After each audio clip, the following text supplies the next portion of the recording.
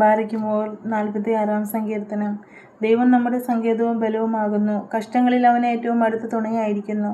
അതുകൊണ്ട് ഭൂമി മാറിപ്പോയാലും പർവ്വതങ്ങൾ കുലുങ്ങി സമുദ്രമധ്യേ വീണാലും അതിലെ വെള്ളം ഇരച്ചു കലങ്ങിയാലും അതിൻ്റെ കോപം കൊണ്ട് പർവ്വതങ്ങൾ കുലുങ്ങിയാലും നാം ഭയപ്പെടുകയില്ല. ഒരു നദിയുണ്ട്, അതിൻ്റെ തോടുകൾ ദൈവനഗരത്തെ, അത്യുന്നതൻ്റെ വിശുദ്ധ നിവാസത്തെ തന്നെ സന്തോഷിപ്പിക്കുന്നു. ദൈവം അതിൻ്റെ മധ്യമുണ്ട്, അത് കുലുങ്ങിപ്പോകുകയില്ല. ദൈവം അതികാലത്ത് തന്നെ അതിനെ സഹായിക്കും.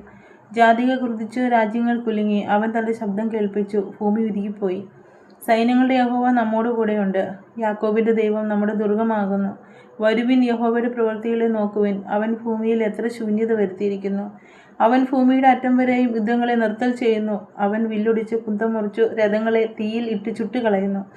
മിണ്ടാതിരുന്നു ഞാൻ ദൈവമെന്ന് അറിഞ്ഞുകൊള്ളുവിൻ. ഞാൻ ജാതികളുടെ ഇടയിൽ ഉന്നതനാകും, ഞാൻ ഭൂമിയിൽ ഉന്നതനാകും. സൈന്യങ്ങളുടെ യഹോവ നമ്മോട് കൂടെയുണ്ട്. യാക്കോബിൻ്റെ ദൈവം നമ്മുടെ ദുർഗമാകുന്നു.